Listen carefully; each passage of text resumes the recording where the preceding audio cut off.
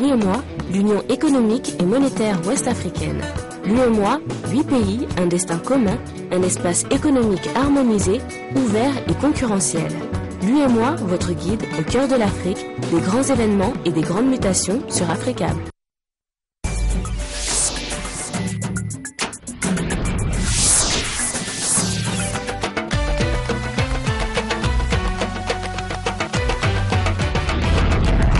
Merci à vous qui nous suivez sur Africable Télévision. Bienvenue à ce rendez-vous de l'actualité.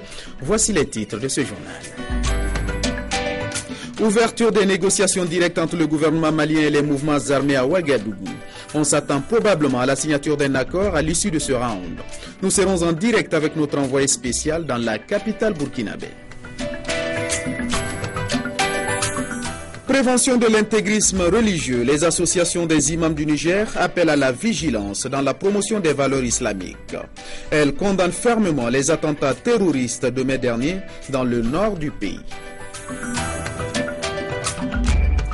Et puis le Sénégal avec le 5e Salon international de la santé et du matériel médical prévu les 27 et 30 juin prochains. Pour cette édition, les initiateurs entendent donner une dimension régionale à l'événement. Mesdames et messieurs, bonsoir et bienvenue. C'est demain que s'ouvrent à Ouagadougou, dans la capitale burkinabé, les négociations directes menées par l'émissaire spécial du président malien. Tchébile Dramé espère avec le président du Faso, Blaise Compaoré, aboutir à la signature d'un accord avec les mouvements armés. Notre envoyé spécial à Ouagadougou, Sekou Tangara, est en ligne avec nous. Bonsoir Sekou. Djibril Maïga, bonsoir. Sekou, il faut le rappeler, le round des négociations a commencé depuis l'année dernière. Djibril Maïga, il faut dire tout de suite que c'est le fil du dialogue qui se renoue entre le gouvernement malien et les représentants des mouvements armés. La dernière rencontre entre les deux parties remonte au 4 décembre dernier, il y a exactement 7 mois. Et la délégation malienne, pour rappel, était forte de 4 membres et conduite par le ministre des Affaires étrangères, Tchéma Hubert Koulibaly. Il y avait également le consul du Mali à Niamey et ancien gouverneur de Kidal, Aglamou Ag Iliem. Il y avait le colonel Kamara, haut conseiller à la défense au ministère de la Défense. Et il y avait également Tchébile Dramé. Et l'on se rappelle qu'à l'issue de ces pourparlers, les mouvements armés avaient accepté les préalables posés par le Mali, à savoir le caractère laïque et indivisible du pays. Mais paradoxalement, Djibril Maïga, l'attaque de Kona le 11 janvier aura fait voler en éclats ces accords et mis au grand jour les vraies intentions des mouvements djihadistes. Comment est-ce que les accords, les négociations vont se dérouler demain? Peut-on s'attendre à la signature d'un accord entre le gouvernement malien et les mouvements armés? Peut-être oui, mais tout de suite, il faudrait dire un mot sur la méthodologie de ces pourparlers qui auront lieu à Kosiam au palais présidentiel et à quoi ressemblerait le déroulé. Nous avons posé cette question à un proche du dossier. Le président Compaoré va dans une première phase recevoir et écouter séparément les deux délégations, celle du gouvernement malien et celle des mouvements armés, pour s'accorder déjà sur les points à débattre. Et dans une seconde phase, il les réunira autour d'une même table pour des échanges qui pourront se tenir jusqu'à tard dans la soirée de demain, vendredi et samedi ou dimanche. On aura peut-être droit à un premier communiqué final, un pré-accord qui sera signé par les deux parties. Parce que, Djibril Maïga, il faudrait le rappeler, autant il y a une feuille de route générale pour la transition malienne, autant il y a une feuille de route pour le processus de dialogue et réconciliation. Et le 10 juin 2013 a été arrêté comme date butoir pour la signature d'un premier accord entre les mouvements armés et le gouvernement malien. Sekou Tangara depuis Ouagadougou. Merci Sekou pour toutes ces précisions. L'Organisation internationale de la francophonie a organisé un atelier d'échange d'expériences de 2 jours à Bamako. Cette rencontre qui a débuté ce matin vise à accompagner la commission Dialogue et Réconciliation dans sa mission. Et en se référant sur les succès et les limites des commissions similaires, les détails dans ce reportage de Dabo Pendandia et de Seydou Niaré, commentaire Oussouf Diagoula. Cet atelier d'échange est l'occasion pour l'OIF de contribuer à l'approfondissement de la définition du mandat et du fonctionnement de la Commission Dialogue et Réconciliation et de ses besoins. Pour une plus grande efficacité, l'accompagnement de l'Organisation internationale de la francophonie s'inscrit dans le cadre de la poursuite des efforts déjà engagés afin d'ouvrir un nouveau champ de réflexion stratégique. Nous venons en soutien au rétablissement d'un processus démocratique consolidé au Mali et nous considérons que les travaux de cette commission sont essentiels justement pour permettre la consolidation du retour à la démocratie au Mali. La réunion de 2 jours devra permettre aux experts d'élaborer un certain nombre de questions, entre autres, comment identifier les acteurs pertinents et les forces politiques et comment relever les défis posés pour la multiplicité. À la demande du président de la commission et des différents commissaires, nous avons fait venir un certain nombre d'experts de la région et ailleurs qui ont une expérience de ce genre d'institutions et qui sont là à la fois pour partager leur expérience. Toute expérience est unique, mais le partage est quand même essentiel, à la fois pour partager, mais également pour répondre aux questions des différents commissaires. Nous voulons que cet atelier de partage et d'expérience soit aussi utile que possible et donc qui permette un dialogue franc entre les uns et les autres. Il convient de noter que l'OIF est engagé dans l'accompagnement de la sortie de crise au Mali. C'est ce qui justifie l'organisation de cet atelier d'échange pour accompagner le travail de la commission Dialogue et Réconciliation. Actualité au Mali toujours, en marge de cet atelier organisé par l'OIF, nos reporters Dabo Pendandia et Seydou Niaré ont recueilli quelques impressions sur les avancées de la commission Dialogue et Réconciliation. Selon son président Mohamed Salia Sokona, l'équipe entend mettre à profit les expertises des différentes activités pour mener à bien sa mission. Je vous propose de l'écouter. La commission a été installée officiellement le 25 avril. Après l'installation, on s'est attelé à organiser un atelier d'appropriation de la mission parce que nous sommes quand même 33 membres, donc il fallait qu'on organise un atelier afin qu'on se mette tous au même niveau de compréhension de la mission, du mandat qui nous a assigné. Donc ce travail a été fait. Ensuite, il fallait élaborer un règlement intérieur. Ça a pris quelques jours. Ce règlement intérieur aussi a été fait. Nous avons aussi en ce moment en train de finaliser notre programme d'activité. Mais parallèlement à tout ça, nous avons organisé des conférences, des colloques tels que celui d'aujourd'hui. Tout ça, c'est pour le renforcement des capacités. Les associations islamiques du Niger ont rendu publique une déclaration ce matin. Elles condamnent fermement les attentats terroristes de mai dernier dans le nord du pays. Et lancent un appel à l'endroit des leaders religieux pour plus de vigilance dans la promotion des valeurs islamiques. Les explications de Sarki Aboubakar et de Razak Abaché. Les associations islamiques du Niger réunies pour faire bloc contre l'extrémisme religieux. Dans une déclaration lue ce matin et en rapport avec les événements douloureux qui se sont produits à Agadez, Arlit et à la prison civile de Niamey, c'est un appel au renforcement de la foi qui a été lancé. Au regard de ce qui précède et face à cette épreuve difficile, entachée certes de complicité dont seul Allah subhanahu wa ta'ala connaît les vrais contours, nous invitons les imams de vendredi, les leaders religieux et tous les musulmans et musulmanes à renforcer, à multiplier davantage les prières et les invocations pour que Allah subhanahu wa ta'ala préserve notre pays, le Niger, de toute forme d'insécurité. L'occasion a été également saisie pour attirer l'attention des leaders religieux sur les dérives issues de la promotion d'un islam radical. Au vu de la situation, la solution réside d'abord dans notre réel attachement aux valeurs islamiques et notre sincère obligation de consolider notre unité nationale. À cet effet, nous invitons nos leaders religieux à plus de vigilance pour que les ennemis de notre peuple, d'où qu'ils viennent, ne nous opposent les uns contre les autres. Ils en ont aussi profité pour présenter leurs condoléances aux familles endeuillées suite aux événements tragiques de mai dernier.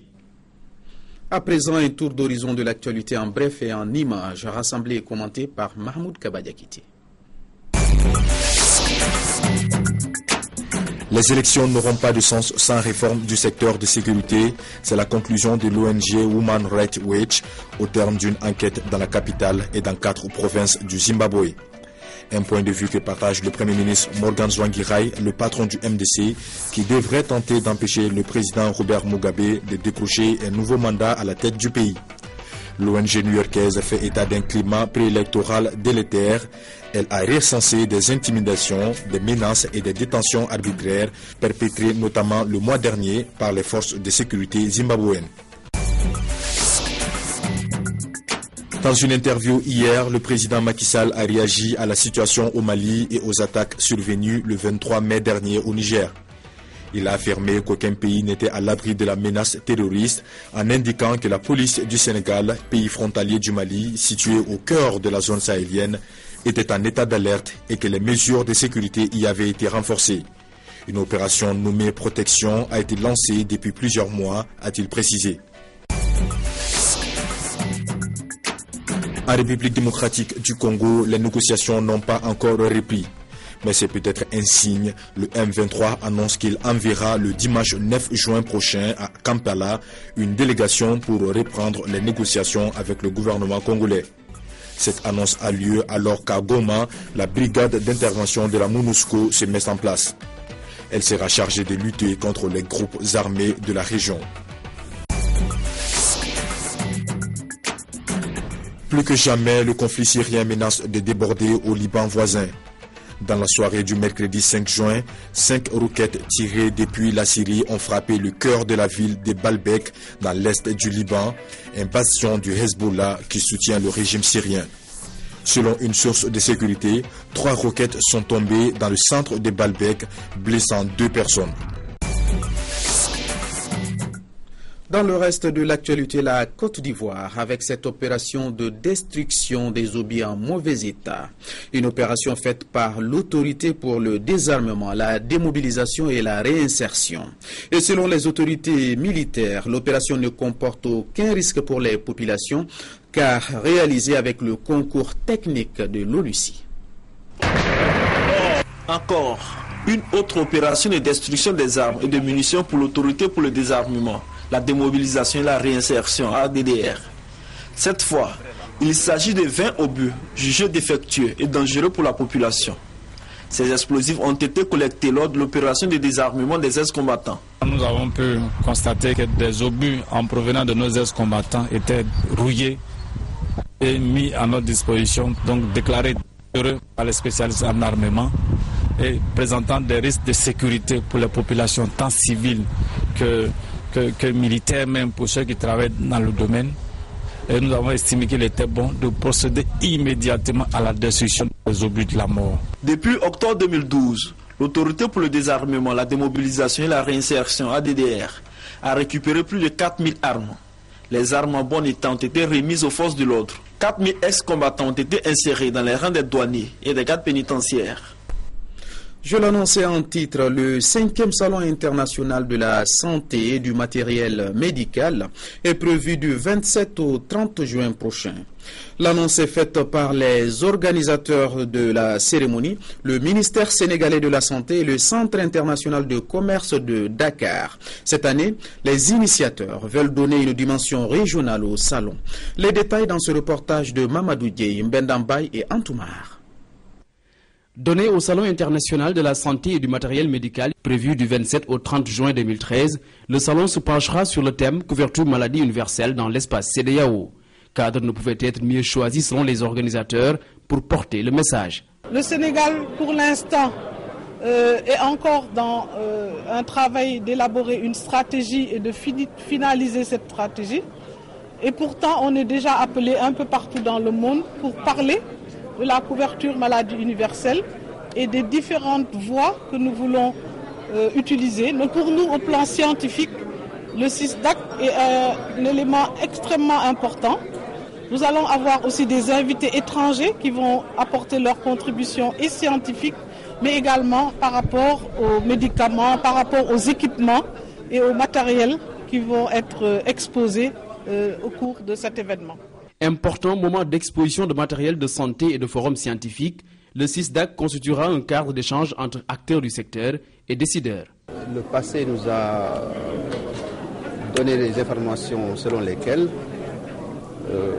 en termes de participation, nous sommes dans une montée croissante et il n'y a pas de raison que cette année aussi on n'attend pas un grand public. Améliorer la qualité des services sanitaires dans nos pays, c'est la vision dans laquelle s'inscrit l'initiative du CISDAC. Il faut rappeler que le Cap-Vert est choisi comme invité d'honneur de cette 5e édition du Salon international de la santé de Dakar. Retour au Mali pour parler de politique avant de refermer cette édition. Le candidat de l'Union pour la République et la démocratie, URD, a effectué une série de rencontres ce jeudi avec plusieurs structures. Objectif, recenser leurs différentes préoccupations. Reportage Aminata Mariko et Daouda Doumbia.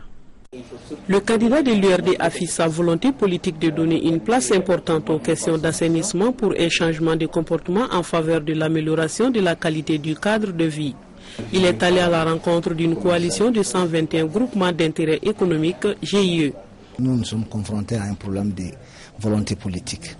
Donc, si déjà il y a un candidat qui vient vers la coalition pour essayer de discuter avec nous des difficultés de dépotage, de ramassage, d'équipement, donc nous vraiment on fonde notre espoir sur lui pour qu'il nous aide à boucler la filière. Plusieurs actions réalisables tendant à l'amélioration du cadre de vie des populations sur l'ensemble du territoire ont été évoquées, entre autres l'équipement des GIE en matériel de pré-collecte. Aujourd'hui, nos villes et nos campagnes qui sont devenues quelque part une grande poubelle, nous devons nous interroger et discuter avec les professionnels du secteur pour voir ce qu'il y a lieu de faire. Il faut, dans les 6 mois après les élections, construire une déchetterie pour faire face à la situation, parce qu'on va améliorer la santé, on va améliorer l'environnement et je pense qu'on va créer beaucoup d'emplois. Dans une ville comme Bamako, je crois que c'est quelque chose qu'on ne peut pas négliger parce que le problème de l'emploi des jeunes est comme quasiment une bombe à retardement. Il faut bien sûr utiliser toutes les techniques qui existent. Il faut une meilleure organisation. Cette journée a été pour Soumaïla Cissé une prise de contact avec le terrain. Auparavant, il avait rencontré les responsables de la Fédération malienne des handicapés et les femmes musulmanes pour connaître leurs préoccupations. Aux handicapés, la Maldem est en train de se mourir pour tout simplement un problème d'électricité où il y a une facture de 10 millions qui n'est pas payée depuis longtemps. Il y a des minibus qui ne permettent pas aux enfants d'aller suivre des cours. Quant à l'UMAV, parfois, c'est juste 2 ou 3 sacs de riz qui manquent. Il y a des handicapés qui nécessitent vraiment notre solidarité, qui nécessitent beaucoup plus d'engagement. On l'aura compris, le social et la santé constituent les préoccupations du candidat de l'URD qui est déjà en pré-campagne. Fin de cette édition. Merci de l'avoir suivi. Excellente soirée en compagnie des programmes d'Africa Télévision.